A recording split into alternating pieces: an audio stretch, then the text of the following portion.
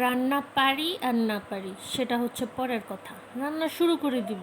আর রান্না শুরু করার সময় ঢাল হিসাবে এরকম একটা ঢাকনা রাখতে হবে আমার, নইলে আমি ঝলসে যাব। আর ঝলসে যাওয়া আমি তো নিজেকে পছন্দ করব না।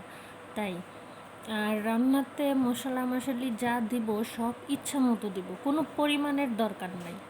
আর যা খুশি তা দিয়ে রান্না করা শুরু করব। সব কিছু মিশাবো, পানি দিব, সিদ্ধ করব, তারপরে শুধু উঠায়া সবাইকে পরিবেশন করা শুরু করে দিব।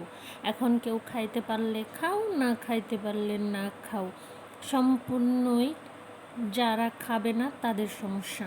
এখানে আমার কোনো সমস্যা নাই। আর আমি আমার নিজের রান্না খাইলে খাই, না খাইলে না খাই, সেটা তো কাউকে জবাব দেওয়ার কিছু নাই। কিন্তু আমার রান্না যে খাইতে আসবা খাইবা, খাইয়া অবশ্যই ভালো বলতে হবে। খারাপ বলার কোনো অপশন নাই। কারণ আমি কাউরে ইচ্ছা কইরা জোর কইরা খাওয়াইতে যাই না। সবাই আইসা দেখা দেখা খাইয়া যাও। আর মাংস রান্না করার একটা সুবিধা হচ্ছে গিয়া, এটা যেভাবেই রান্না করো না কেন এটার তো একটু চাহিদা বেশি, খারাপ হলেও মানুষ খাইতে চায়।